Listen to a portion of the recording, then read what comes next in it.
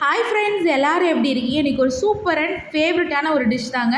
பச்சை மீன் தாங்க சாப்பிட போகிறோம். பச்சை மீன்னா பச்சையாக மீனை சாப்பிடணுமான்னு கேட்காதீங்க. பச்சை கலரில் மீனை ஃப்ரை பண்ணி சாப்பிட போகிறோம். நான் இன்றைக்கி வவ்வால் மீன் தாங்க எடுத்திருக்கேன். நீங்கள் எந்த மீனை வேணாலும் இந்த மெத்தடில் செஞ்சு சாப்பிடுங்க. சூப்பரான பச்சை மீன் வறுவல் ரெடி. 4 பீஸுக்கான குவான்டிட்டிஸ் தாங்க நான் எல்லாமே காமிக்க போகிறேன். நீங்கள் எவ்வளோ எடுக்கிறீங்களோ அதுக்கேற்ற குவான்டிட்டிஸ் எடுத்துக்கோங்க. அதுக்கு முன்னாடி யாருக்கெல்லாம் சீ ஃபுட் அண்ட் ஃபிஷ் ஃபேவரெட்டுங்கிறத கமெண்ட்டில் தெரிவிச்சுக்கோங்க. இந்த பிளேட்டில் காமிக்கிற எல்லா திங்ஸும் தாங்க நான் ஆட் பண்ண போகிறேன். இதில் பார்த்தீங்கன்னா பச்சை மிளகா இருக்குது. பச்சை மிளகாவுக்கு பதிலாக நான் மிளகாய்த்தூள் ஆட் பண்ணிக்கலாமான்னு கேட்டால் கண்டிப்பாக கிடையாதுங்க. யாருக்கெல்லாம் தெரியும்னு கூட கண்டிப்பாக சொல்லுங்கள். எந்த ஒரு குழம்புலையுமே அந்த பச்சை மிளகாக்குன்னு தனியாக ஒரு ஃப்ளேவர் இருக்குது. அது போட்டிங்கன்னா அந்த குழம்போட டேஸ்ட்டு இன்னுமே சூப்பராக இருக்கும். அந்த மாதிரி இந்த பச்சை மிளகாவுக்கு ஆல்டர்னேட்டாக எதுவும் போட வேணாம், பச்சை மிளகாவே ஆட் பண்ணிக்கோங்க.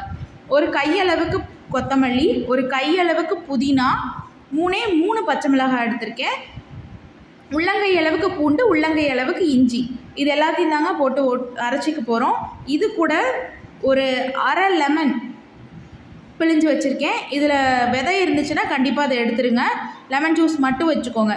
இப்போ இது எல்லாத்தையுமே ஒரு மிக்ஸி ஜாரில் மாற்றிட்டு பிழிஞ்சு வச்சுருந்த லெமன் ஜூஸையும் ஆட் பண்ணிக்கலாம். இது கூட ஒரு 1/4 ஸ்பூன் அளவுக்கு சீரகம், மசாலாவுக்கு தேவையான அளவுக்கு உப்பு, எல்லாத்தையுமே இப்போ நல்லா ஓட்டி எடுத்துக்கலாம். பாருங்கள், ஓட்டினதுக்கப்புறம் சூப்பராக இந்த மாதிரி மசாலா ரெடி ஆயிரும். அரைச்ச விழுது இப்படி தான் இருக்கும். அதை மிக்ஸி ஜாரில் அந்த மூடி எடுக்கும் போது அப்படி ஒரு அரோமா வரும். சூப்பராக இருக்கும் அந்த அரோமா. கண்டிப்பாக எல்லாம் ட்ரை பண்ணுங்கள். இஞ்சி பூண்டு பேஸ்ட் தனியாக நீங்கள் ஆட் பண்ணிக்க போகிறீங்க அப்படின்னா அதை மட்டும் ஸ்கிப் பண்ணிடுங்க அரைக்கும் போது. இது எல்லாத்தையுமே ஒரு பிளேட்டில் இப்போ மாற்றிக்கலாம். பாருங்கள், இப்போ எல்லாத்தையுமே நான் ஒரு பிளேட்டில் மாற்றிக்கிட்டேன். இது கூட ஒரு மூடி அளவுக்கு கார்ன்ஃப்ளவர் மாவு ஆட் பண்ணிக்கலாம். ஒரு 1/4 ஸ்பூன் அளவுக்கு கரம் மசாலா ஆட் பண்ணிக்கலாம். உப்பு தேவையில்லை ஃப்ரெண்ட்ஸ், ஏன்னா ஆல்ரெடி ஆட் பண்ணியிருந்தோம் அரைக்கும் போதே மசாலா. ஸோ எல்லாத்தையும் நல்லா மிக்ஸ் பண்ணிக்கலாம். இப்போது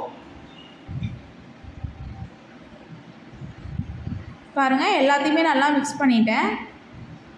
இப்போது எடுத்து வச்சுருந்த மீனை எல்லாத்துலேயுமே அந்த மசாலா நல்லா அந்த மீனில் கோட் ஆகிற அளவுக்கு நல்லா தடவி விடுங்க. ஏன்னா மேலால் மட்டும் தடவி விட்டிங்கன்னா அந்த ஃபிஷ்க்குள்ளே பார்த்திங்கன்னா அப்படியே எந்த ஒரு ஃப்ளேவரும் இல்லாமல் வெறும் ஃப்ளஷ் சாப்பிட்ற மாதிரி இருக்கும். அப்படி இல்லாமல் எல்லா பக்கமும் நல்லா அப்ளை ஆகிற அளவுக்கு தடவி விட்டுருங்க. உங்களுக்கு வேணுன்னா ஃபோக் ஸ்பூனில் கூட ஒரு 2 தடவை குத்தி விட்டு அப்போ கூட நீங்கள் அப்ளை பண்ணிக்கலாம். பாருங்கள், எல்லாமே நல்லா அப்ளை பண்ணிட்டேன். அப்படியே ஒரு 1/2 அன் ஹவர் எந்த ஒரு டிஸ்டர்பன்ஸும் பண்ணாமல் அப்படியே காய விட்டுருங்க. நல்லா அது காஞ்சிருக்கணும். பாருங்கள், எல்லா பக்கமும் நல்லா கோட் ஆகிற மாதிரி நல்லா ஃபிஷ்ஷுக்கு அப்ளை பண்ணி விட்டுட்டேன்.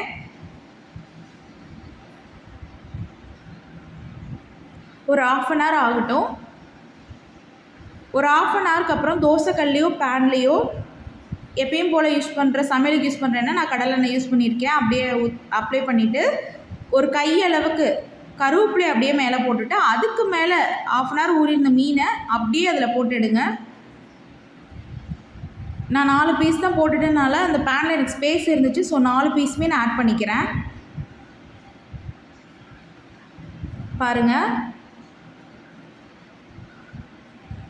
அது சூப்பரான ஒரு அரோமா இருக்கும். அது இல்லாமல் டேஸ்ட்டும் சூப்பராக இருக்கும் ஃப்ரெண்ட்ஸ். கண்டிப்பாக எல்லாருமே ட்ரை பண்ணுங்கள். யூஸ்வலாக ஃபிஷ் ஃப்ரை செஞ்சு சாப்பிட்றதுக்கு கண்டிப்பாக இப்படி செஞ்சு சாப்பிடுங்க. எல்லாத்துக்குமே ரொம்ப பிடிக்கும். அப்படி ஒரு பரட்டு இட்டு ஒரு பரட்டுன்னு ஒரு 2 தடவை பரட்டி விட்டு கரெக்டாக ஒரு 5 நிமிஷம் மட்டும் பேனில் வேக வச்சு எடுங்க. பாருங்கள், கலர் கூட கொஞ்சம் சேஞ்ச் ஆகிடுச்சு, நல்லா வெந்துருச்சு. கரெக்டாக ஒரு 5 நிமிஷம் தான். மீனுக்கெலாம் ஒரு சர்டைன் டைம் தாங்க, ரொம்ப அதிகமாக வேக தேவையில்லை, டக்குன்னு வெந்துடும்.